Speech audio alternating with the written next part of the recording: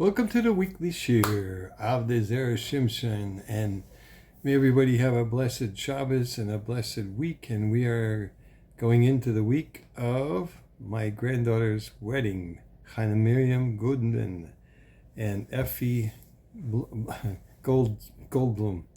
Anyway, it should be Sunday, it's a Shem B'Karev.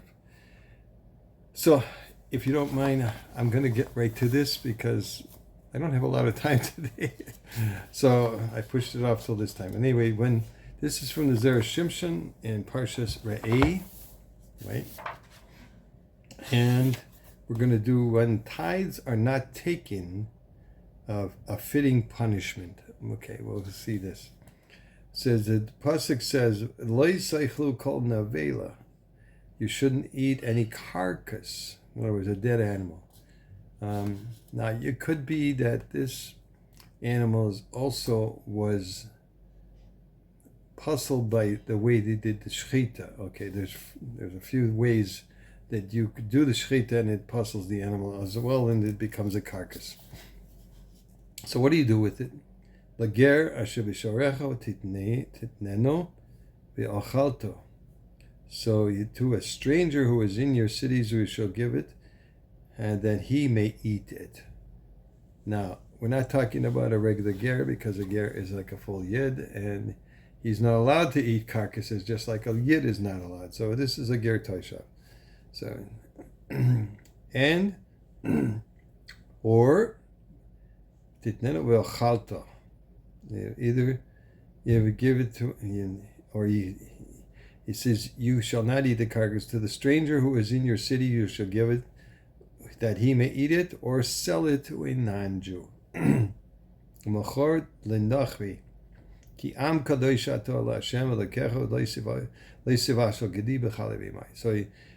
sell it to a guy. You are a holy people to Hashem. Yeah, your God. You shall not cook a kid in its mother's milk. Part of that being holy. No basa b'chalaf. Okay. No McDonald's cheeseburgers, or any cheeseburgers, as a matter of fact. Okay. And the final part is, Aser taser is called to us zaracha, hayotzi asod shana shana. So you shall tithe, and was it 10% of your entire crop of your planting? Yeah. The produce of the field year by year. Okay? Now Rashi comments, what does one matter have to do with the other? What's one thing have to do with the other? What's the nevela got to do with tithing?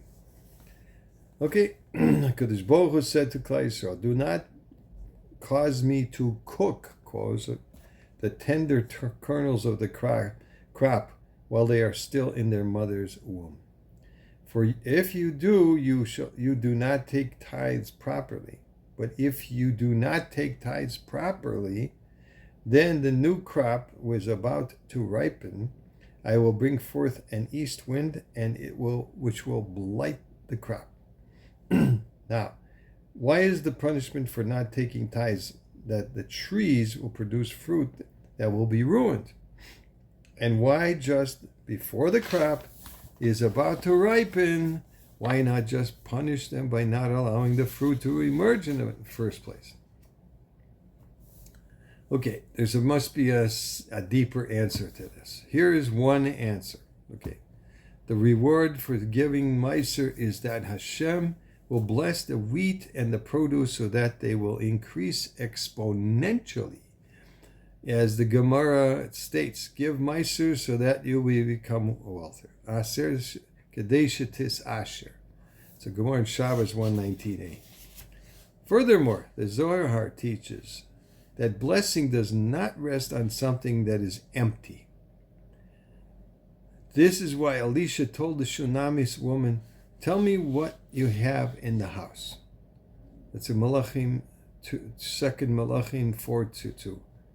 And ended up blessing her with her cruse of oil would always be full. But if she would not have had oil in the house, the blessing would not have been able, wouldn't have been where, I should pronounce that, would not have had where to rest. That's a little tricky. Likewise, when a person does not take Meiser the way he should by rights, he should be given a curse instead of a blessing. However, if there would be a complete curse and the land would cease production altogether, no one would understand that this was due to the sin of not taking Meiser. With the blessing of Meiser, the fruits become blessed, a better quality. This is because the blessing from the tithe takes place on an existing and tangible item. The fruits improve in quality. Conversely, when there is a punishment for not tithing, it is on the existing item, the fruits. Thus, if one were to not have been expected, and again, thus, if there would not have been any fruits in the first place, it would not have been perceived as a punishment for not tithing. Huh? In order that the people may know that the punishment came to them on account of their not taking Meiser properly. Hashem makes the land flourish and produce fruit, therefore punishing them with the curse where everything is struck with blight and is destroyed. And why does Hashem destroy it when the fruit is almost ripe, but not after it has ripened? We can explain by quoting the Mikubalim. The Midrash says that every fruit and blade of grass has an angel that says to it, grow, grow. Him, the Midrash Rabbah, Beishis. And when it is finished growing, a tiny particle of the angel enters the fruit. Did you know that? And the neshama of the one who eats the fruit receives a great pleasure, while the angel receives nourishment. According to these words of the Mikubalim, everything makes sense. Hashem destroys the fruit before it is finished growing, so as to not obliterate the spark of the angel that enters the ripe fruit. By destroying the fruit before it's ripe, Hashem ensures that the spark of the angel has not yet entered the fruit and will not be destroyed. When he punishes the person who didn't take Meiser by harming the fruit and not letting it ripen fully. So that's from the Zera Shimshon, and actually it's in a different parsha, but it's shaykh to this week. Okay, so everybody have a wonderful Shabbos and a wonderful new Rosh Chodesh on Sunday, which is starts Motzei Shabbos, and we should have a blissful and elegant wedding. It's a Kol Tuv, sei gebencht.